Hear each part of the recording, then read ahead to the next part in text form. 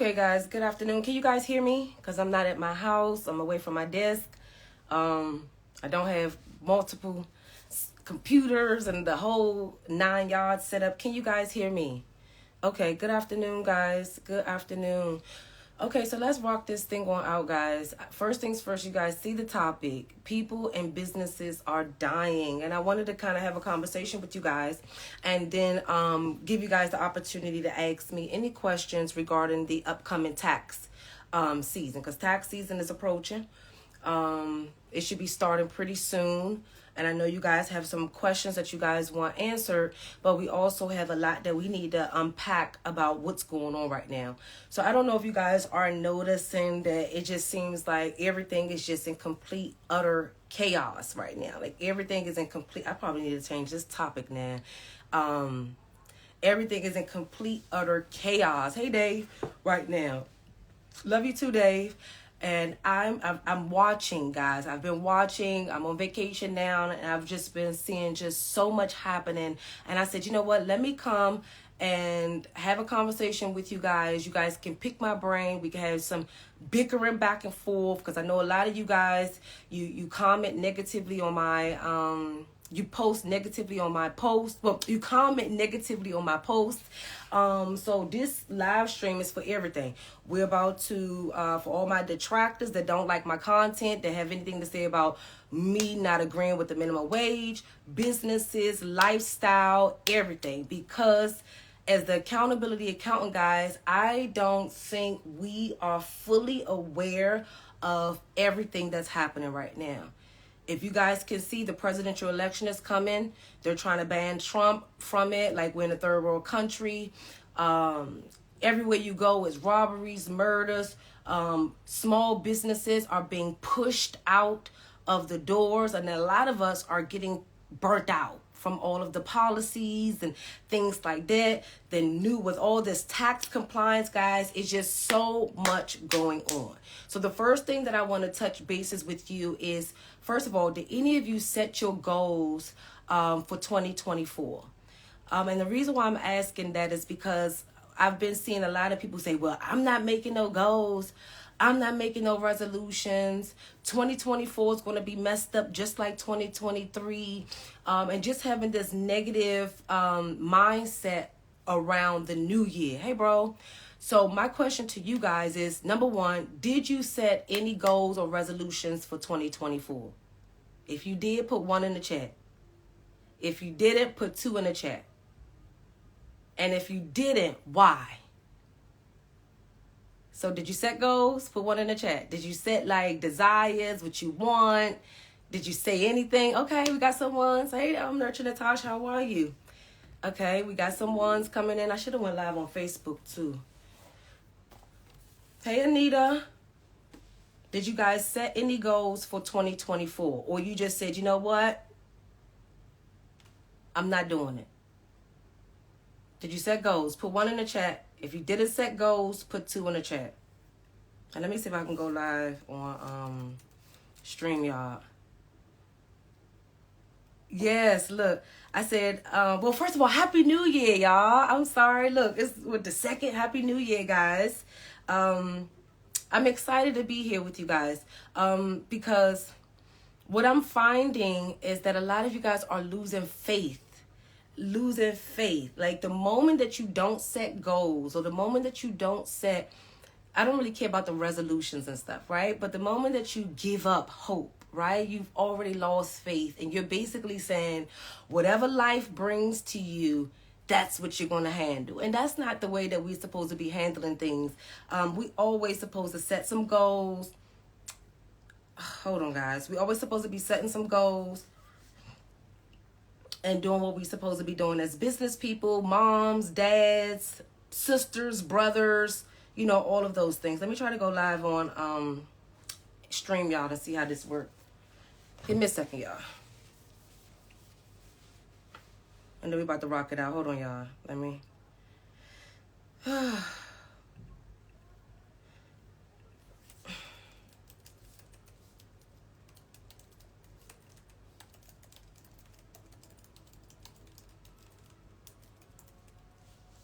Okay, so while I'm doing this, guys, you can go ahead and post any questions. Do you have any tax questions? Do you have any strategy questions?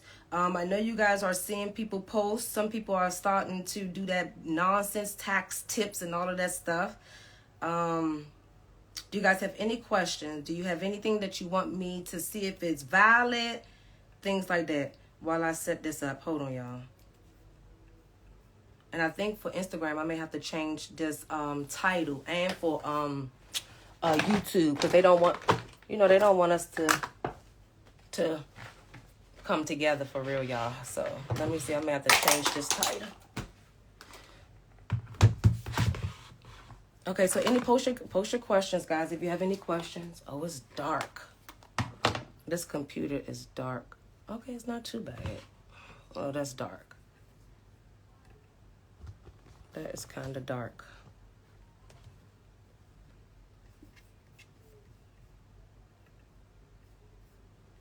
All right, let me go live. Oh, yeah, it's dark on YouTube. It's dark.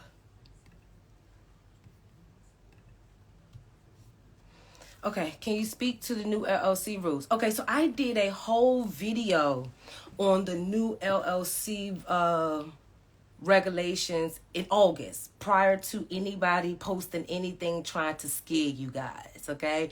I also told you guys, do not invest into anybody's course. I've been seeing people say, oh yeah, this webinar, don't invest in anybody's course, guys. It's a very straightforward form. Me and my team are actually preparing the forms for you guys. If you're not a client, it's $150. If you're a client, it's $50. And things like that. So let me explain. So basically what's happening is that, and hold on, put your questions in the Q&A, guys, because it stays there. Put your questions in the Q&A. So the new LLC rules is basically saying that if you registered your business, right, prior to January 1, 2024, you are required to complete the beneficial ownership information form. The form is it's really straightforward, but the reason why they want that is so they can tie and connect you, your income, and everything to the different and various businesses that you guys own, okay? So the law states, when I read the law, they specifically says and see, this is where it gets very tricky regarding if you have to register your trust or not, is because they said any business that has to be registered with the state, you will have to inform FinCEN about that business. And so it's 14 states that forces trust to register with the state, okay? And I mentioned that in that full video. I'll try to link it here for you guys again. So number one, you have to complete the form, and it's just asking for your personal information, okay? If you registered the business prior to 2024, you have until, I think, 90 days from January 1 to complete it, and they did offer an extension, okay? If you are a new business, say you just registered your business today, you have it's 30 days for you to register with FinCEN once you get your EIN and once you get your business registered with your state. So basically, it's two forms of registration that we have to oblige by. Your state and then now federal. Well, actually three. IRS, your state, and then the Treasury, FinCEN. And the reason why they're doing that, guys, is just so they can track the money. So my fear is, if you guys have not been filing your taxes right, if you've been hiding income, they're going to go after you, because that's really the main purpose behind it, is to prevent tax fraud and money laundering. But if you know you're doing things right, don't stress. Complete the form and just continue running your business legitimately, okay? And it's not just for LLCs, guys, so don't fall for that. It's for corporations, partnerships, S-corps, sole proprietors, okay? Remember, the boundaries that they set forth for it that makes us required to file is that if you register it with the state. So if you are operating as yourself and you never registered your business with the state, you're good. If you're not using a trade name, such as, so I'm Folasade, right? My company's name is Suncrest. If I only use Folasade, I don't have to register with FinCEN. But the moment I want to use another business name that requires me to get approval from the state, then you are then required to register with FinCEN. Okay? But don't be worried, guys. Just file the form. It's straightforward. And just to give you guys a heads up, one of my clients attempted to try to complete the form today, and they ran into some glitches with the application. So I don't think that the application is fully ready yet. And so I told my client, just hold off because we're in the process of starting them in the next 2 weeks. Okay? Do not worry, guys. And the reason why I say don't worry, especially if you've been doing things right. Don't pay to hide no business. Don't register a trust trying to hide your business, because remember, even if your trust owns your business, you had to register that business with the state. So regardless, you still have to report that to FinCEN. This is why I don't want you guys to go and pay somebody for class and all of that stuff, and they're trying to get you to pay for an expensive trust. Is because regardless, your business has to be registered, and that is the ramifications and the boundaries that they set forth. So are you guys on the same page with me? Okay, let me go back to the next question. So guys, just post your questions. If you guys can put it under the Q&A, so while I'm talking, it'll stay there. I have years of back taxes that I'm trying to catch up on. I want to catch up because I don't want to pay the penalties. Will I have to use the ING 1040 form? Okay, so first things first, you may not get penalized if you don't owe taxes, okay? The IRS never gives you a late filing fee if you're getting a refund, because the reality is they want you to go past the 3-year requirement for them to issue the refund so they can pocket the money. So if you're going to get a refund when you file those tax returns, you won't owe a penalty on the ones that you're getting a refund for. Now, the tax returns that you're owing, yes, you will then get a penalty. You'll get a late filing penalty, and then the amount of taxes that you owe, it's going to accrue interest and penalty charges. And then you're also going to be hit with a non-payment penalty as well. So no penalty if you're getting a refund, penalties if you're not getting a refund and you're owing. Okay? And yes, you want to file the back taxes simply because you probably missed out on a lot of money. Some of you didn't file 2021 tax return, so you left that stimulus money on the table, you left the COVID relief credits on the table. So be mindful when you go, and then also the electric vehicle credits and things like that. So be mindful when you go file the taxes, make sure that you're maximizing and taking advantage of all of the credits that they gave us during that time. So for real, you might end up with thousands possibly, okay? It's hard to find accountants that will file. Well, the reason why it's hard to find accountants to file back taxes is because, let's really be honest, you may not be dealing with an accountant. Any accountant that does not have a P10 or does not have credentials cannot purchase legitimate tax software. Okay, so for example, if I was to show you guys my computer, if I was to log in, you would see that I have 2006, 7, 8, 9, 10, 11, 12, 13, 14, 15, 16, 17, 18, 19, 20, 21, and 22 tax softwares on my computer. So I'm able, as a credentialed tax professional, as an enrolled agent, I'm able to file tax returns as far back as possible as long as I have the software.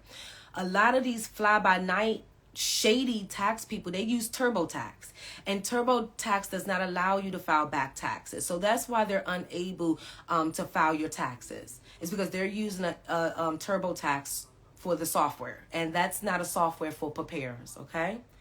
But if you were to work with me, whatever year, now I will have to have you mail the returns because we can no longer e-file for those years, right?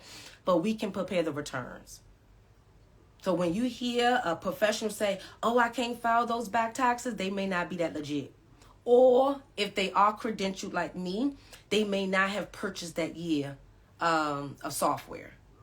So I've been in business since, so you remember I'm a second generation accountant. My dad is an accountant. So I've been doing taxes for about 20 years now. So I literally have access to the last 15 years of tax softwares on my actual computer that I can file tax returns for. Okay? What's the good startup? I have years of back. Okay, got that one. Okay, let me go to the Q&A one. Okay, so Anita says, when does the BOI go into full effect? So it actually went into effect yesterday, but based on what's happening with the application system, it's not functioning properly. So I think they're still trying to, clean up some things. So it's in effect now. And so the issue is, for every day that the system isn't working, I'm actually going to track it, because the last thing that I want is for us not to be able to file the forms and then people get penalized because the system wasn't properly set up.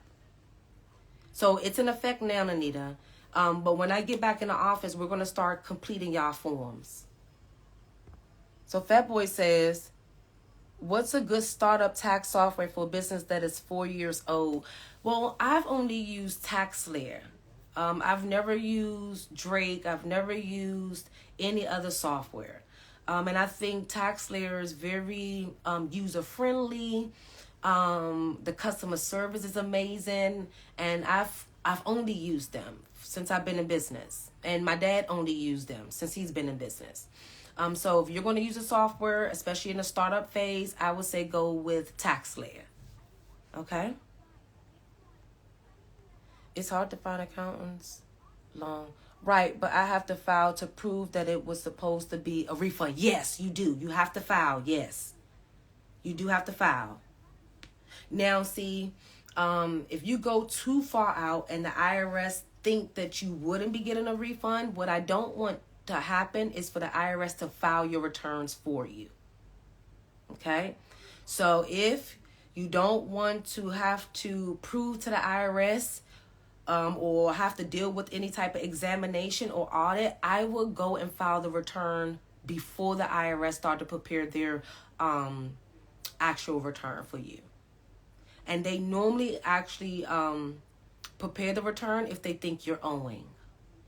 So what they will do, they'll assess an amount. Or we think that you're going to owe $15,000. So based on the tax return that we filed on your behalf, we think you owe $15,000. If you agree with this, sign off, but they're still going to want you to file a tax return.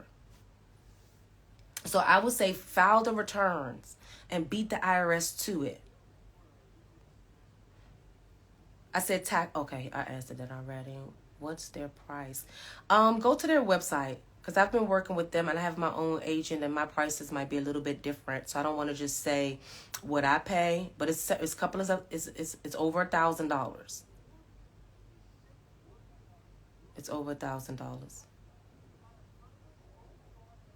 Okay, so if they filed a return and gave you an assessed amount, you need to rush and file your tax returns ASAP. You need to rush and file your returns ASAP, because see, what happens is they might start collection activities with that assessed amount. So that means they're saying, okay, well, we filed your tax returns with the information that was provided by third parties. This is what we think you will owe. And if you agree, if you don't agree, file your returns if you agree, and then they can start collection activities once they send you that notice. Then after that, within 90 days, they can go ahead and start doing processing a levy on you. So you want to beat the IRS to the filings. Well, no, you still can file. No, you can still file. You can still file. Even if they filed it, you can still file. So like, for example, when I'm representing clients, right, and they're not in compliance and they owe back taxes and the IRS assessed an amount, they'll just collect the tax return that I prepared for them. So you want to go ahead and submit your tax return ASAP, okay? And if you need assistance, me and my team can help you. Not call the office because the office closed right now. But just DM me. And then when I get in the office next week, the following week, we can start helping you. So challenge says, do you use the strategy with being a Wyoming anonymous holding company owning state LLCs? Does it really give protection to the LLC owner? Okay, here is what I'm finding, guys. The LLC does give us protection, but remember, it's limited liability. The corporation is the only entity that is separate from you. Okay? The LLC does not give you 100% protection. Only a corporation. Every LLC is attached to either an owner or a business. And so even if, regardless of what state, if you do Wyoming, if you do Texas, Nevada, or whatever the case may be, if anything was to occur, the judge has a right to pierce the corporate veil for your LLC and say, you know what? You didn't manage the business well. You commingled money. You didn't set up things right. So we're now going to hold you responsible. And then they'll say how much. They'll say 50% responsible, 100% responsible. But from my experience, right, I've seen LLCs get completely hit hard because the owner didn't separate the finances. The owner didn't run the business like a separate entity. They ran the business like it was their own personal bank account. So if you were to really have your LLCs separate, set up properly, you're doing your accounting, you're running the businesses properly, if you were to get sued or trying to hide things like that, then yes, you may have more protection than someone else that didn't manage things right. So remember, LLC means limited liability company, not corporation, limited liability company. Okay, so that means you're still liable to a certain extent, and the judge has the right to determine that extent, okay, on a case-by-case basis. Even the IRS on a case-by-case basis. And let me go back to your question to make sure I answered it right. Do you use a strategy with the Wyoming? And then honestly, guys, none of it is really anonymous. None of it. It's all can be tracked. See, we've been sold that, oh, when you have a holding company, they won't know. No, the holding company is to be able to implement tax strategies, not necessarily hide ownership. The trust is what can hide the ownerships, not the LLC. Okay. Hello, I have a business in California, but my corporation is registered in Delaware. How do I get around the Corporate Transparency Act imposed requiring to file? It's no way around it. The moment that you register a business with the state, you are required to file the new BOI form. That is the policy. That's the requirement. The moment you register with the state, you're required to report it. That's why it might even be smart. But see, here's the thing. Even if we use our names, we don't have no protection. No corporate veil to protect us. But the only way to avoid having to comply with the Corporate Transparency Act, excuse me, guys, is to operate the business under your personal name. Okay? What's your thoughts on the IRS tax forgiveness? The IRS tax forgiveness, okay, so that was a bunch of hoolah. The IRS realized, well, first things first, let me be very honest with you guys. I don't care for it. Here's why. They're putting limitations on the amount of debt that they will forgive. I think they said $1 billion or something like that, right? So that means if a lot of people go ahead on and try to ask for forgiveness, once they reach that $1 billion amount, they can say, oh, you no longer qualify, right? But a lot of you don't realize that they have this thing called your first time abatement, meaning if you filed your tax returns late, if you miss something and you get penalties and interest, each one of us has the right to get our penalties removed one time without an issue. So my perspective on this is that $1 billion is going to just be them accepting the first time abatements, and then everybody else after the $1 billion will no longer be able to use the first time abatement. But they didn't go into that detail, so don't quote me on that last part, guys. But based on what my thought process is, they're going to actually ruin the ways that we were able to go about and get your debt settled. I think they're going to make it much more complicated for us in the future to get your debt settled once that $1 billion go wipe out. And I'm worried about that. But that was a very good question, Anita. Do you guys have any other questions? Post your questions, guys.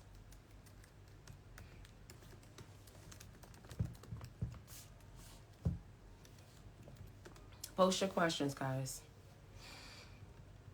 And see, remember, guys, too, anybody can put in an offer and compromise. And see, this is why I don't really care for that penalty thing, too, because I think now what they're going to do is tighten up the offer and compromise stuff. But I'm pulling it up now. It says the IRS is helping taxpayers providing penalty relief on nearly 5 million 2020 and 2021 tax returns, and they restart of collection notices in 2024. Okay, so I'm going to just read this, guys. It says, in a major step to help people who owe back taxes, the Internal Revenue Services today announced penalty relief for approximately 4.7 million individuals, businesses, and tax-exempt organizations that were sent automated collection reminder notices during the pandemic. The IRS will be providing about $1 billion in penalties relief. Most of those receiving the penalty relief make under $400,000 a year. Why they try to put that in there to try to emphasize Biden? I'm tired of this. Okay, due to the unprecedented effect of the COVID-19 pandemic, the IRS temporarily suspended. Okay, given the unusual situation, the IRS has taken several steps in advance of resuming normal collection notice for tax years 2020 and 2021 to help taxpayers with unpaid tax bills, including some people who have not received their notice from the IRS in more than a year. To help taxpayers as the normal process is resumed, the IRS will be issuing a special reminder letter starting next month. The letter will alert the taxpayer if their liability, easy ways to pay, and the amount of penalty relief if applied. The IRS urges taxpayers who are unable to pay their full balance due to visit irs.gov. Okay, so let's be mindful, guys. They're not wiping out the actual taxes that you guys owe. Okay? What they're doing is they're going to help you reduce the penalties associated with the 2020 and 2021's return. So let's say, for example, you owe $1,500 and you have interest and penalty charges of $500 of that $1,500. Then that $500 will qualify for this relief, but not the $1,000 in taxes. Are we clear?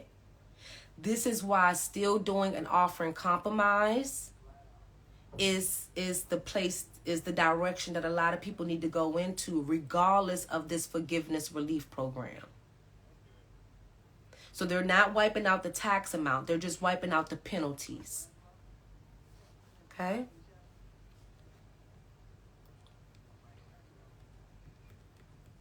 Do you guys have any more questions?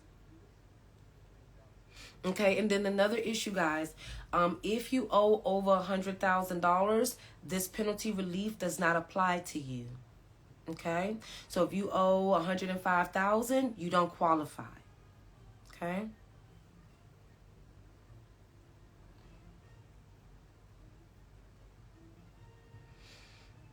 And they're also saying if you pay the penalty for 2020 and 2021, if you qualify, they'll refund that penalty. But remember, you still are required to pay the taxes.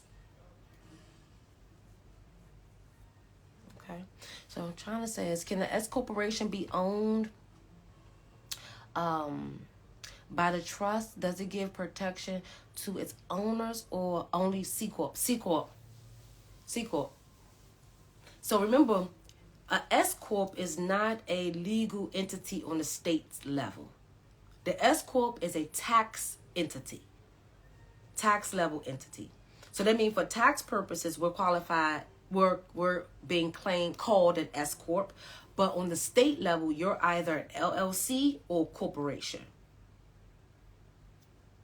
And if you want full protection, you need to be a corporation. But let me be honest with you guys. Even if you are a corporation and you owe taxes, like payroll taxes, and you have employees and you don't pay the payroll taxes, that corporation, you still will be responsible. They call you the trustee. So the IRS will put a trust fund case against you, the individual owner of, well, the primary shareholder of the corporation will still be responsible for certain taxes, especially the payroll taxes. But no, the S Corp doesn't provide protection at all. It's not a legal entity on the state level. Only a corporation has, and then the corporate veil could also be broken based on what the judge decide. And depending on how you handle things. This is why making sure you guys manage things well is key to making sure that it's separate from you. Okay? You're welcome. The reason is really no difference between a sole proprietor and a single member LLC. We use those terms interchangeably. They're the same. The only difference is the LLC has that limited liability protection. The LLC, limited liability company.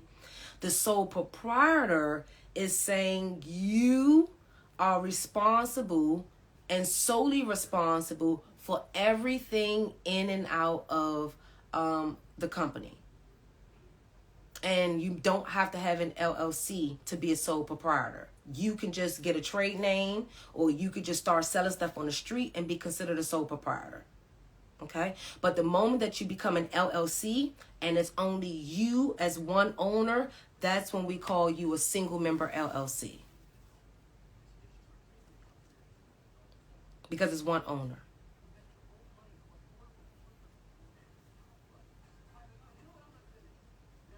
But there is a difference in terms of liability purposes, but not when it comes to filing the tax return.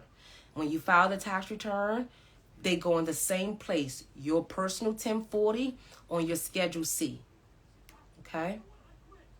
It's just that the sole proprietor don't have the liability protection. Okay? Even when I started my company, I started off just as a sole proprietor. I didn't have the LLC. I didn't. But once I started making good money and I felt like, I'm at risk a little bit, that's when I went on ahead and made sure I got that LLC. And then that's when I became a single member LLC.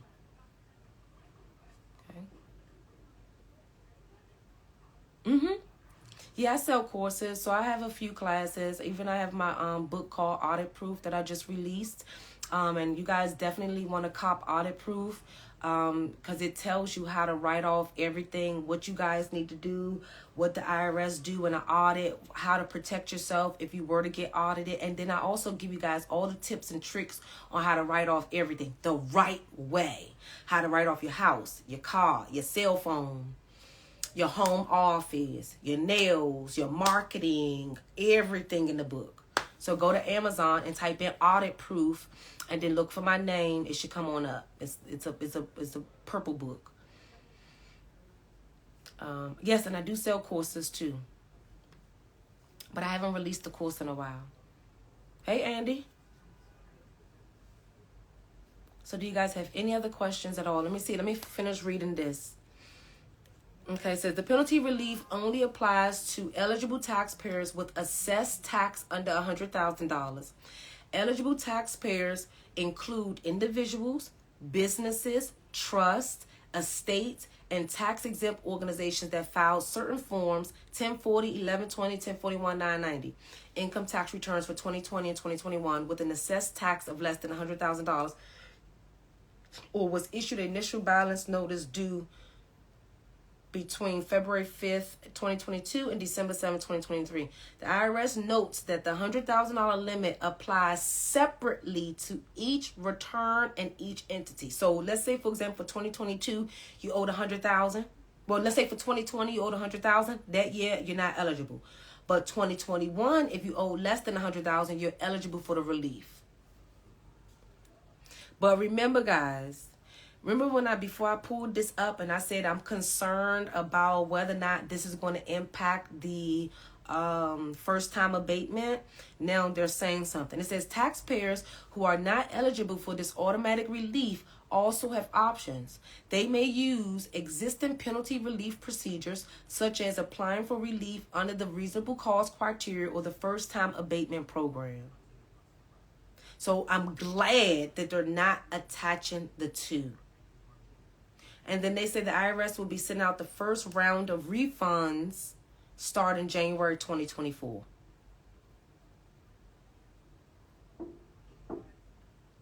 Okay. And then IRS said, don't call them now until March 31st, after March 31st. Here's the thing. You know why they're doing that? Because they're increasing collection efforts, guys. Gosh, y'all, I'm in Nigeria, so look, I will see if my MTN is acting up. Hold on, y'all. Could you please kind of give me advice on how to learn about the trust resource? Hold on, guys. Let me charge up my internet. Hold on, y'all. My internet done went out. Hopefully, I ain't run out of internet. Okay. Oh, yeah, it's dead. My internet went dead.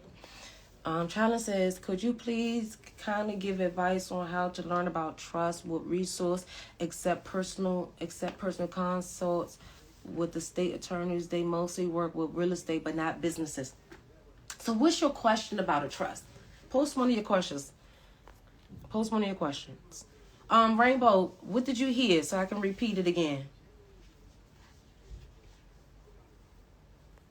And I may have to start this live over.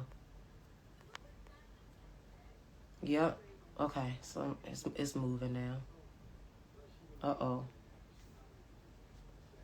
Let me see if I do a heart or something. Hi. Okay, I posted. Rainbow, what did you hear or not?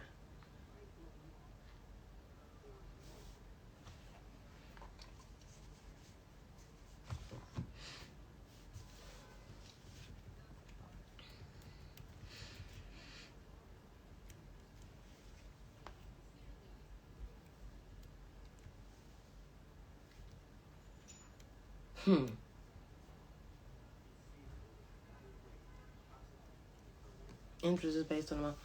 It's okay, I got them. Okay, good. Okay, so you guys have any other questions at all? Tax questions, business questions, anything. If you saw like a tax strategy that you're concerned about, or you saw any type of business related thing that you like, oh, I need to ask Folasade. This is your time. And then be mindful, guys, tax season is coming up. So if you guys want me to do your taxes, you need to be getting on my calendar. Because I will still be going live, but I won't be able to just sit here like just ask questions. Because I know me and my team are going to end up being swamped. And I want to do my very, very, very best this year. I want to kill it. I want to make all my clients just happy this year. So I won't be able to sit up on the internet this tax season. So, yeah, this is your time to ask me any questions. Or figure out if you guys are going to decide to work with me this upcoming year. Okay, so do you guys have any questions about any tax strategies?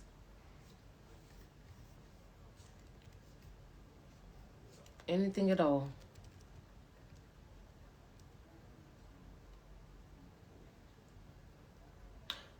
Oh, okay. So what the IRS is saying is that they're not going to reduce the entrance. It's only going to be the penalties that you guys were hit with for 2020 and 2021. Not the taxes and not the entrance on it, okay? And that's only for 2020 and 2021 tax years. Okay, look like I got all my questions answered. Okay, I see one in the Q&A. What's the... okay, no, I already got it. Okay, what's the purpose of BOI? Why are they now doing this? I don't know if you guys remember me saying 3 or 4 years ago when Biden first got in the office in 2020. In November of 2020, I knew that this was happening. I predicted this. I'll have my team for the content. I predicted this. When Biden came into office, he had a plan. He said, I want to do all of this, but I need to figure out where the money's going to come from. And he realized that, oh my gosh, the U.S. taxpayers, us, we owe the IRS trillions and trillions of dollars. And so in his tax plan, when he tried to become president, it was his mission to collect taxes and to collect the back taxes that was owed. So the only way to successfully do that is to, one, find out who owns all of these businesses and start tracking them.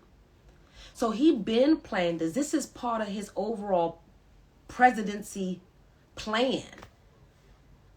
And I warned you guys, this is why I've been begging you guys since 2020 to do right, because I knew that he was going to do stuff like this. And for the people that wasn't filing their taxes right, taking shortcuts, cheating the system, you guys are going to get caught up. And the issue is that you guys are not going to get caught up this year. It's going to be in about 4 years from now. And then they're going to add on 10 years of entrance, 10 years of penalties. Okay? And then when you guys commit tax fraud, there's no statutory limitations. So they can come after you 20 years from now. But that's Biden's plan. It's part of his tax plan. And I warned you guys November 20th, 2020, when he first got into office and he released his plan. I read it to you guys and I came up with my own assessments. And I knew that he was going to implement a process like he did. Yes, you can start an LLC if you owe taxes. Yes. Okay, so first things first, guys, we have to fully understand that there's two types of trust. There is an irrevocable trust and there's a revocable trust. I have only a revocable trust. I don't have an irrevocable trust because I'm actually operating my businesses now and making money and living off my businesses. If you have assets that you don't need to make money off directly, that you could just sit and you have money that you could just sit, then you can get a revocable trust. Meaning, the moment you put those assets in there, you no longer have access to them. You're no longer the owner. And you cannot revoke the trust to gain ownership again. That's an irrevocable trust. Them assets, those businesses, those houses are stuck in that trust. A revocable trust, like I have for me and my family, means when anything happened to me, all of my assets will easily flow, which they're already in my trust, right? Will flow directly into my trust at that time of death. An irrevocable one, they're already sitting in the trust. And you cannot get them back out. If anything was to happen to you, they're already there. There's no paperwork that have to be done or anything. So you have to actually start separating the type of assets that you have. So, for example, my investment properties, right? Any investment property that I don't want to flip goes into my corporation. No, sorry. Any one of my investment properties that I'm flipping goes into my investment property. Hold on, guys. Wait. Any investment, my investment properties, right? Any one that I'm not selling, let me start there, goes into my trust directly. It's just sitting there. But if I want to do flips or rent them out, they all go into my corporation. And my trust owns my corporation. I hope that kind of helps a little bit. Sorry I got tongue-tied, y'all. Oh my gosh, y'all, God gotta bear with me. I'm in Africa, so this, and my internet, I'm using the hotel internet. Mine's is charging now, so soon I'll be able to get back on mine. So there's two types of trust, revocable and irrevocable. I have a revocable trust. which means once I die, all of the assets listed in my trust will just roll over into it. However, I can still function, make money off all of my assets, operate them, and do everything. A irrevocable trust is all of your assets are already in the trust and you can never get them back. You can never operate them like you own them. The trust officially owns them. And so very, very rich people do irrevocable trust because they don't need that money. They don't need those assets. They don't need the rental income from those rental properties. But if you know you're going to need the money, you're still operating them, you're still building your businesses, you may have to go like me where we do a revocable trust. And it still does the same thing, prevent probate and all of that stuff.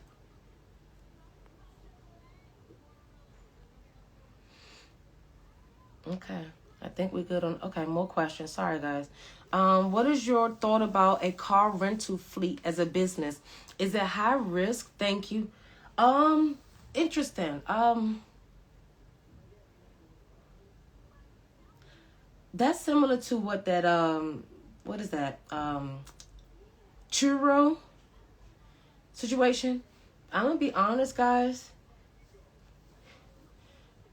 It's a bit high risk. Especially since you have so many cars on the market, especially when the economy is kind of tanking right now. If I was to start a business, I wouldn't start a car rental fleet at this moment. Not right now. Unless you're going to be in like Dubai or something and you have Escalades and you have Lambos and you have those luxury ones in Dubai, you know what I mean? Or maybe in Vegas you have a high luxury rental. You know, people going to want to always stunt in those big cities. And then in those major like big cities where people come in and out, very, very rich people come in and out, they want to maintain the same lifestyle and cars that they have at home. So yes, they might reach out to you and say, hey, I want to, rent out your Escalade or something like that, or rent out your Bentley or something like that. But just a normal city, I wouldn't do it. I wouldn't do it.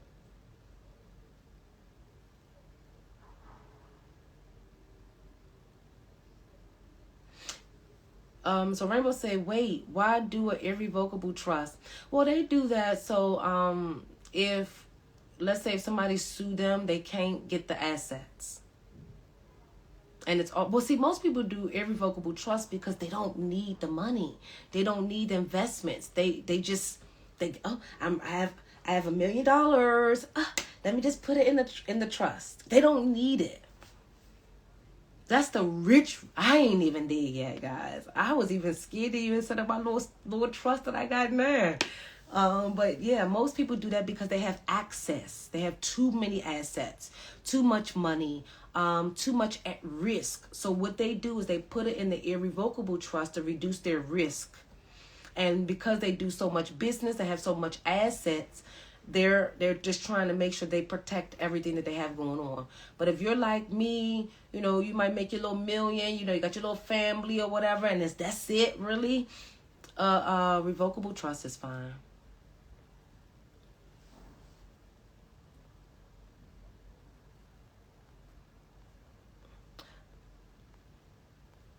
Did I answer your question? Okay, let me go back to the thing.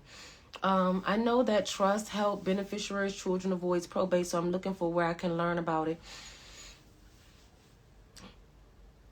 I'm gonna be really honest with you. You gotta actually have to just sit down and map out what are you trying to achieve, and what does life look like for your children. So, for example, my life insurance policy goes directly to my trust, right?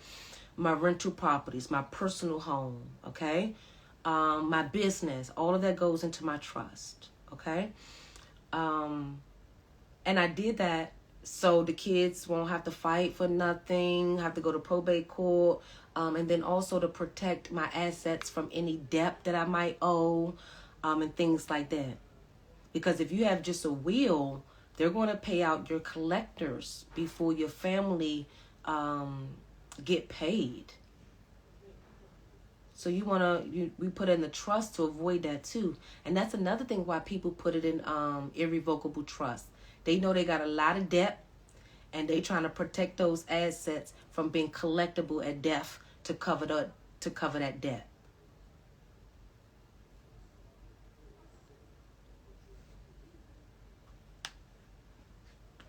Okay.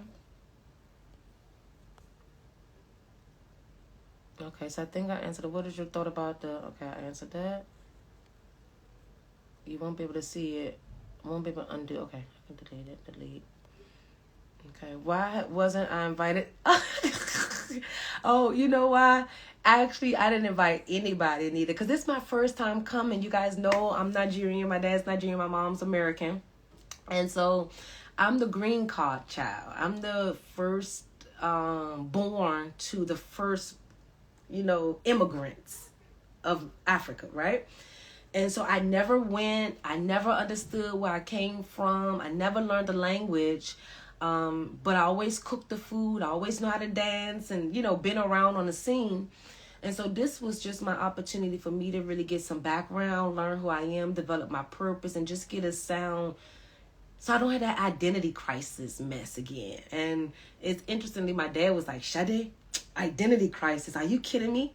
Tell these people your name. They know exactly where to find you, find where I come from and stuff. So it was just more so of a personal mission. After this one, though, I will consider maybe some retreats over here, bringing the kids and then getting us settled over here. So yes, definitely, Anita, after I get us see the ropes, learn everything now like I'm doing, get connections and things like that, I'll definitely be inclined to bring people back with me. And you guys will actually love it. It's dirty, but it's also beautiful. It's a catch-22. It's like, it's dirty, but it's beautiful. It's dirty, but it's beautiful. It's poor, but it's rich. It's crazy. So it's like everything in one place. Classism in one place. Luxuries in one place, but very, struggle in one place. So definitely, I'll be inclined to do that. Why wait? Okay, let me see if any questions. Thank you so much for your answers. Really appreciate you. Welcome. I am. I'm enjoying. And you guys will love it. Let me be honest with you guys. The average black person will love it. Especially when you go out. Well, see, first of all, what I liked about it is just seeing so many black people. I've never in my life seen thousands of only black people. And it's so many black people, you see different variations. Like, somebody might have a big nose, somebody might have big lips, and then somebody might not have none of that. They just look like us black Americans. You might have the light-skinned one and the brown-skinned one. It's just like every type of black in the world is here. And it's amazing. And so you guys will love it. If you can get past the classism. I would so be interested in learning your story, how you started doing your business here. Yes. I'm learning. Oh, you're a new immigrant too? Oh, wow. Girl, the struggle. So, yeah, guys, do you have any other questions at all? I think we touched into a lot. Just be mindful, when I set up my trust, I did go through, and I'm going to be honest with you guys, I didn't pay no big old attorney $30,000, $40,000, $15,000, because that's really what they want to set up them trusts. I just did my trust with LegalZoom. Guys. I purchased a package, and I went through LegalZoom, and what I did was I also have Legal Shield. So what I did was I booked a consultation with the attorneys on Legal Shield, explained to them exactly my situation, and he confirmed exactly what I told you guys. Yes, any assets that I want to hold, have them owned by the trust. So when I went to settlement with my most recent investment property, on the deed is the trust. Now, the tax sales certificates that I'm buying, my corporation owns those ones, and my corporation is owned by the trust. So don't fall for, you guys got to pay these attorneys. And I don't want you to skip the attorney part, but you don't have to pay nobody $15,000 and $20,000 like they want, guys. When I heard that fee, I was like, what? And I remember somebody said they even paid $50,000 for it. I'm like, what? How are you going to have money to put into the trust? How are you going to have assets to put in the trust? That's not smart. So I paid LegalZoom. I think it was like the $600 package, $700 package. And then if I was at the house, I'll be able to show it to y'all.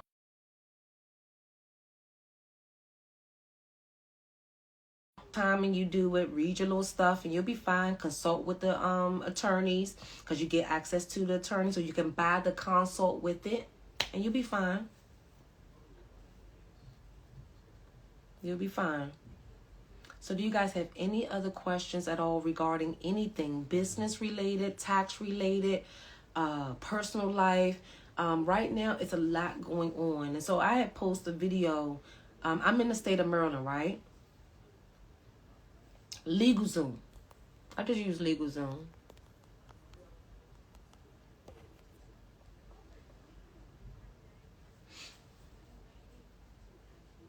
I did it last year. I just did it last year. I did it around February of last year. Yep. It took me about a month to do it though. Because you first have to figure out what's the plan. You know what I mean? Like that's the hardest part, is what are the plans? And then every asset you buy, you have to now evaluate, where is it going to go? Is it going to go into your corporation? So I had multiple steps. I had to get my corporation, I had to get my trust, and I already have my company, but I'm talking about my corporation for investments. So I had to get that, then I had to get the trust, and then at that point I had to sit and say, okay, where are the assets going? And then that's where that plan come into place. Because remember, assets that go into that irrevocable trust, you cannot get back.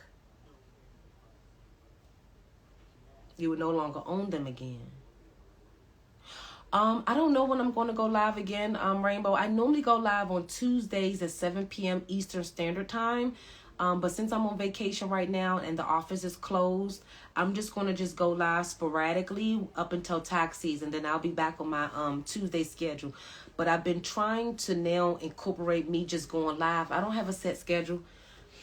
And I don't even want to have a set schedule. I just want to kind of do it random. So just set your notifications and come on in and join in. And then I'll start letting you guys come up and ask your questions as well. Like do a live Q&A too.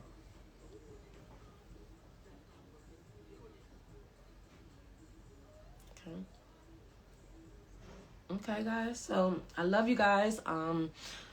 If you guys have any questions, I will come back and go live. But I just wanted to kind of just give you guys the opportunity to ask questions. I know the topic the title says people and businesses are dying, and that's true. Too much regulation is happening right now in the business world. Did you guys see that the state of New York is trying to force Chick-fil-A to open up on a Sunday?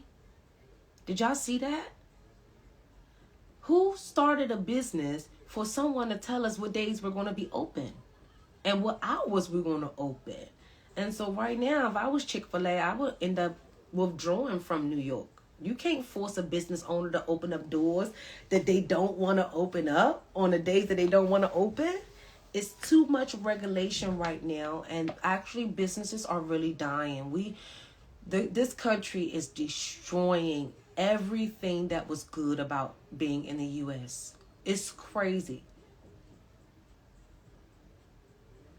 And see, the reason why I'm alarmed by them trying to enforce Chick-fil-A to do that is because, see, remember, guys, this is how law works. The moment one state successfully impose those type of requirements or compliance or regulations, then every other state can follow easily. And then also any other industry will be impacted by that. So if New York is successfully able to force Chick-fil-A to open their businesses on Sunday, then every other state can use that as a way to force us to open our doors on days that we're not open. Like, this is not a good thing for business, guys. And I don't think people are really paying attention to the constant compliance and regulations that they're putting in.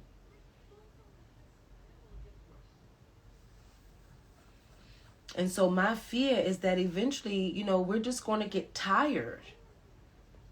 It's frustrating. Even like all of these tax changes and everything, guys. Like, it's getting frustrating. It's like, come on now. You're doing too much now, okay? Like, when Biden first implemented his goals, I submitted to him. I asked Biden, instead of trying to get the 1099 requirements, instead of trying to find the income, instead of trying to do what he's doing with this fencing stuff, I sent to the White House suggestion box that they just require small businesses to do bookkeeping, and they have to use a certified accountant or, someone that's somebody certified in the industry, right? They didn't approve that. They didn't respond to me at all. And then what they started to do was implement these new policies. And so right now we're just in a space where it seems like they don't want us to have control over anything. And why do we get in business? To be controlled by the government? No. We got in business to be able to do things the way that we want to. We're the entrepreneurs. So guys, do you have any questions? Did y'all see any hot topics that you guys want to talk about? Okay, like Maryland. Maryland increased their minimum wage again to $15 an hour. And I just did a little quick video. I should have did it better than that. I think I'm going to take that down and redo it. I did a quick little video like, Governor West, you act like the money that you're making us pay people is coming from the government pocket. Do you guys realize that when a state imposes the minimum wage, that us business people, we're not getting paid from the state? Do y'all know that? This is coming from our profits. And somebody commented on my thing, oh, well, if you can't make a profit, if you got to swindle people or something like that, if you have to take advantage of people to make a profit, you don't need to be in business. That's not what I'm saying. What I'm saying is that if you're worth $45 an hour, it's going to show on your resume and your skill sets. And we're going to pay you the $45 an hour or negotiate with you. So that means you have to be capable to negotiate your value. However, the system is catering to this useless class of people. Have you guys realized that they have a whole class for people that is living off minimum wage? They're considering a whole class. It's called the useless class. So what's going to happen soon is that people that's stuck on this minimum wage, that don't have degrees, don't have value, can't build, can't create, they're going to be considered a useless class. And they're going to be the ones that's watching TV and getting paid. They're going to be the ones that's playing games and get paid. They won't have to think. And that's what we're leading to. They're already funding it. And that's why they like to give you guys the little taste of this minimum wage to get you guys stuck. Nobody should ever get stuck on a minimum wage, guys. I started on minimum wage too, okay? So I'm not against it. I started from the bottom, y'all, like small. But I never got stuck, okay? I never got stuck. My mom was trying to force me to become that. The useless class? What's your mom trying to force you to become? Wait, Rainbow. What she was trying to force you to become? You missed that part. The useless class? Hey, Arnold. Hey, Mr. King. Yes. Oh, you don't believe me? Oh, my God. I'm going to show you. Hold on. And this new generation better wake. Yes, Anita. I'm going to show y'all. Give me a second. Y'all don't believe me? Hold on. Let me go to YouTube. This is why I fuss all the time, y'all. Not because I want to fuss. I just know what they're up to. I know what they're up to. Between the fine lines. Nope. Me either. Okay, hold on. Let me, I'm on YouTube now.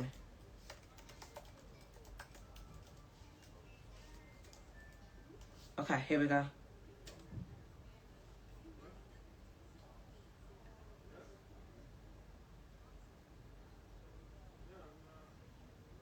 Hold on, let me see if this is one of them. Hold on. Guys, we all know the upper class people, and we all know the middle class people. But did you know about the useless class? Yes, it's a new group of people that you or your kid may be part of. Trust me, this video is worth your time. I learned about it by reading this book.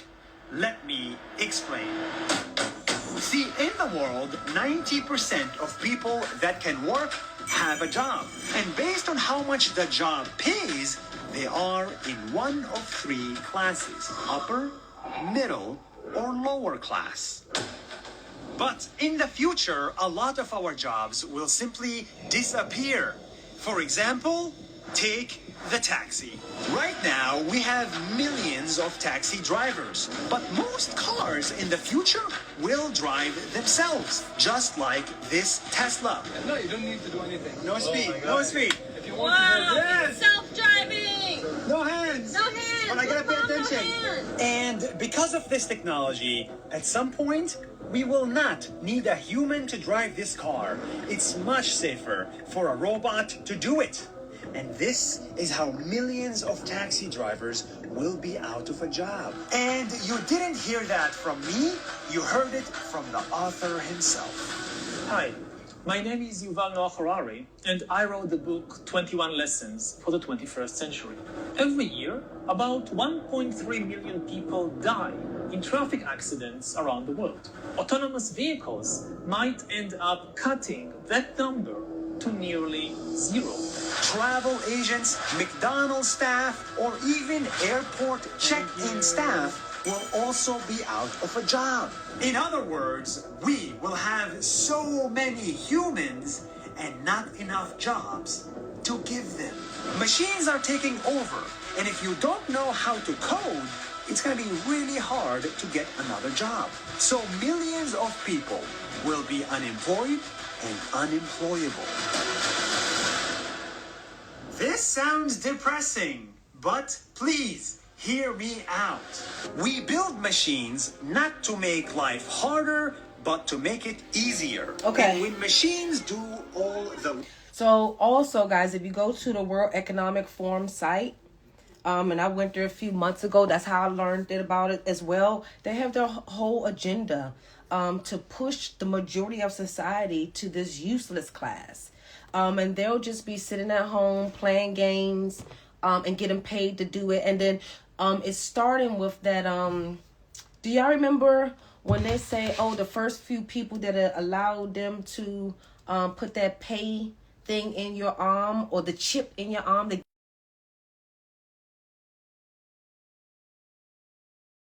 give you, oh, yeah, you're going to put the chip in and then we're going to pay you. And then eventually they're going to just start controlling the system. And this is coming pretty quickly, guys. And I'm not saying that to put fear in any of you. But what I'm trying to let you guys know is that you have to start paying attention to what's happening. Like, I know we all have our personal lives. We have our family and everything. But the reality is, if we don't get this government under control and pay attention to what society, we won't have enough to feed our families. We won't be able to have privacy in our own homes. We won't be able to discipline our children. We won't be able to choose the school and what they want, and have options and be in control. It's all here. And the more and more you guys bicker online and fighting things, they're putting policies in place, and you guys are not aware of what's happening. This is why I said it's so much happening right now. It's turning me off. It is when I can pull it up, guys. So Mr. King said that's not a good look for the next year. It's not. I've heard about that. I won't do it. No, don't do it, because if people do it, then they're going to end up getting you guys stuck or okay. So this is what I'm thinking. All of the people that's going to be willing to put that chip in and get that $1,000 a month, I think once maybe after like the first year of monitoring you guys, they're going to now say, okay, well, you guys now move into that 15-minute city. So you guys be the first people that go into that 15-minute city. And then at that point, that $1,000 they give you, you might be able to live off at that time. So then you're just stuck. You're just stuck, not thinking, not living, and it's coming faster than what you think, guys. And I know you're probably like, oh, she's a conspiracy theorist. No, I just read. Like a lot of times, guys, we cannot classify people as conspiracy theorists when we read a lot. I read a lot, and I read everything that you guys don't read. And I watch everything you guys don't watch. Like, okay, let me show you one of my favorite YouTube channels so you guys can start learning with me. Okay, hold on. Give me a second. Because my team ended up deleting my whole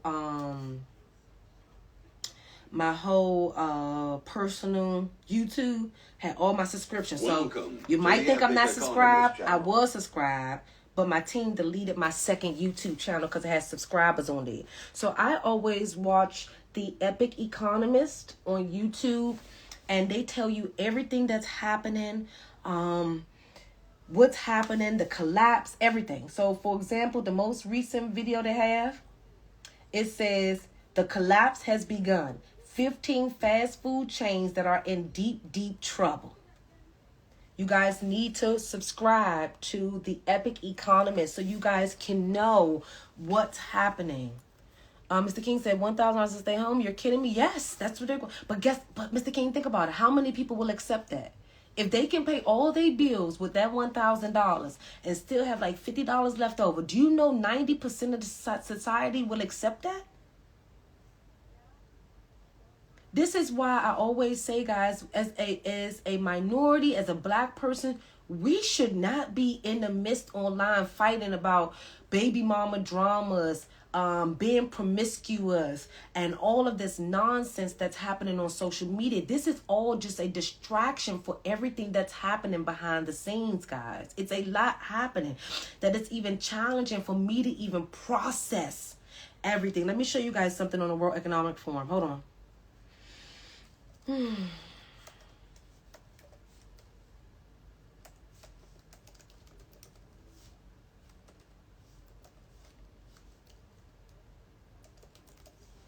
think it's 2030. All of this will be in full effect by 2030, y'all. Hold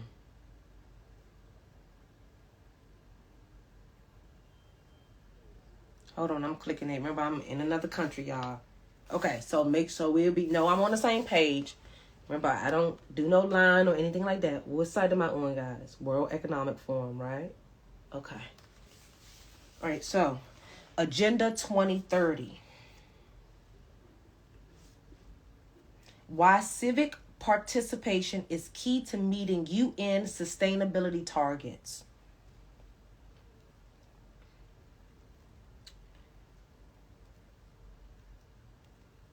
Hold on.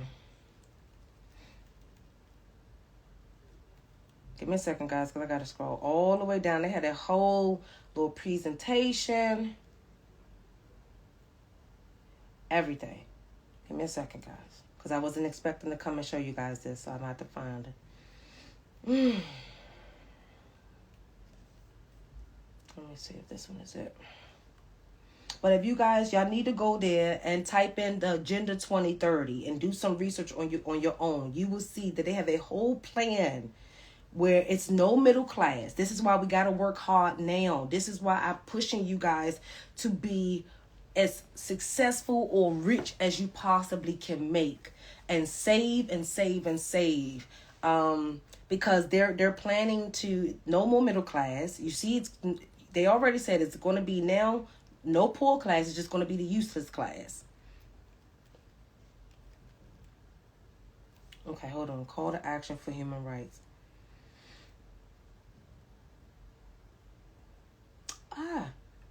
So do you guys have any questions while I'm trying to find this?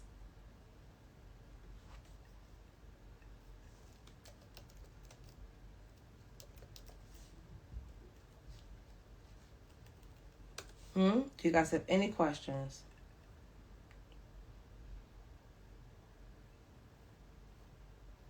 At all? Any concerns?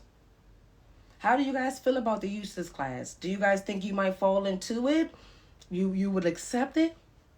But think about how many people would want to just stay at home and search social media all day. Because that's kind of what we're doing now. Right? I was taking long to load, y'all. Okay, guys, so do